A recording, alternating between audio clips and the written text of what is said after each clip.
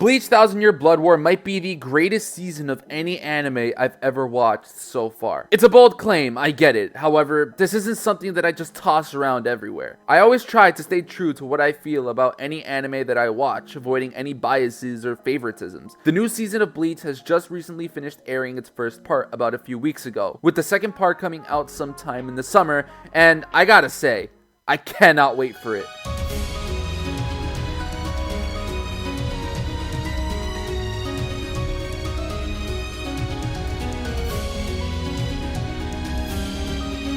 Today we are going to go over my take on the recent season of Bleach. What were the things that I liked most about it, maybe some things that I would have liked, and what I thought about the season overall. I'm going to go a bit in depth, so I think this goes without saying, please go watch the show before you watch this video so that spoilers aren't a problem for you. But with that out of the way, strap yourselves in for the ride into the first part of Bleach, Thousand Year Blood War.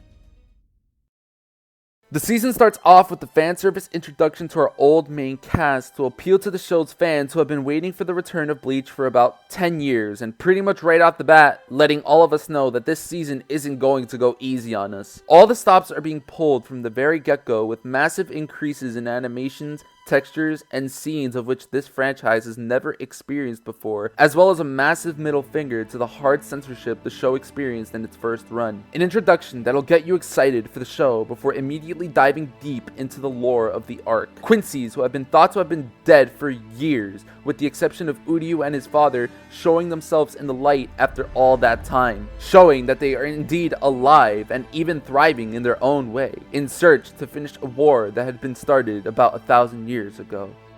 Hey, well, what do you know? With the explosion of Quincy appearances happening in the Soul Society and Hueco Mundo, accompanied by the hostility they were carrying, it had been established that this war had finally reignited after so long. And man, what a way to do it. We see characters that we've seen since the beginning of the series dropping like flies. We see captains with looks of complete powerlessness as they themselves are getting outclassed in every way. And we see the look on Ichigo's face when he is finally able to get to Soul Society and sees the absolute carnage below him, seeing his friends and the people he respects getting bodied left, right, and center, and feeling the deaths and near deaths of his companions. It's like whatever he looks at ends up being worse than what he saw a few seconds ago. A lot of people like to talk about Yamamoto versus Yakovak, and yeah, that fight was spectacular. The visuals, the history between them, and even the way the fight ended were all super great. But Ichigo versus Yakovak is the fight that definitely takes the cake for me. The art was absolutely sublime. The emotions were out of this world. Like, you could feel Ichigo slowly losing his mind more and more as the fight progressed, and the soundtracks surrounding the fight were impeccable. Sure, it might not have been as grand as a fight as Yamamoto's, but it's not trying to be a big fight. Everything it tries to do with its emotions and development of the story is done perfectly, including a piece of information about Ichigo being part Quincy that twists the plot about him in its entirety. And so Ichigo vs. Yakovak has been resonating inside me ever since I saw it, and I can't help but appreciate it. Once the turmoil appears to have calmed down, the show dedicates itself to shock the viewer, giving us episode after episode full of twists, turns, and reveals that are executed seemingly perfectly, to the point where the entirety of Bleach since episode 1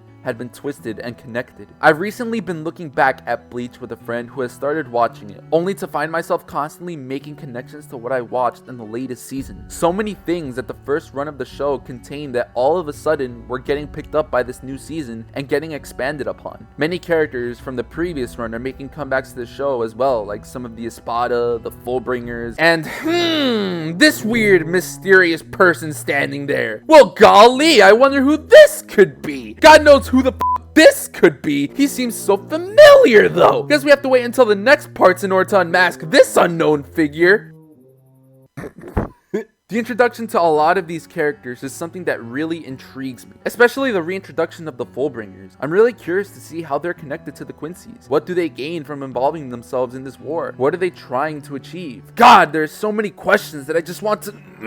While we see all of this happening, we are also shown on the side how all the captains in distress try to better themselves in every way they can, going back to their roots, seeking for help in order to prevent something like what just happened from ever happening again. And of all the captains, there were two that were highlighted in particular, and this is how we get into the transition of Unohana versus Araki, the former Kenpachi versus the active Kenpachi. This fight was cold. This training session wasn't just some run-of-the-mill wooden stick training montage. It was also a full-fledged battle to the death. That's as hardcore of a training session as you're gonna get. Or rather, I should say, multiple training sessions. The fight ended multiple times with Unohana killing and reviving Zaraki for a various number of times. However, the result of this showdown was revealed to be predetermined from the moment it began. No matter how many times Unohana cut him down and won each fight, she knew full well that just one lethal strike from Zaraki was the only way to end the fight for good. This fight wasn't about winning. It wasn't about showing who's better than who. It was about awakening the monster inside of Zaraki. It was about freeing Zaraki from the shackles he put on himself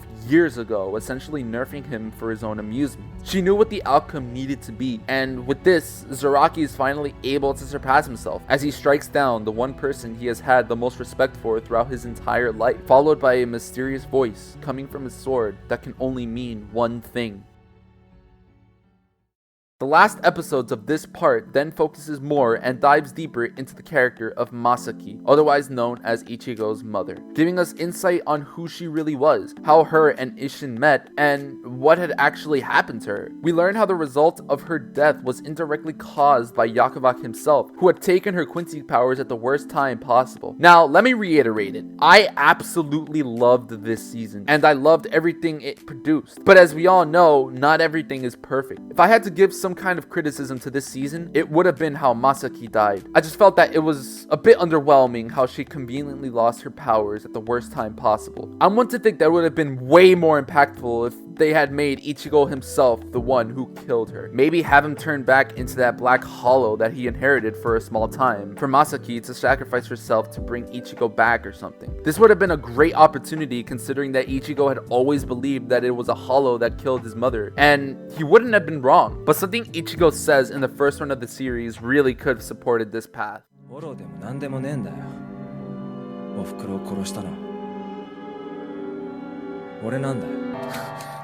Obviously, he doesn't say this in the literal sense. He's basically just saying that he felt guilty for letting his mom die while she protected him. But with him saying that, what if he was actually telling the truth by accident? What if he was the one who killed his own mother? I don't know, I just feel like this was a big missed opportunity. Anyway, we move on. Once he receives the information about his mother's death and what he truly was from Isshin, Ichigo realizes what he has to do and how he needs to progress. He goes back to Squad Zero, ready to make peace with the hollow and the Quincy inside himself before transitioning into quite possibly the coldest scene in anime I've ever seen.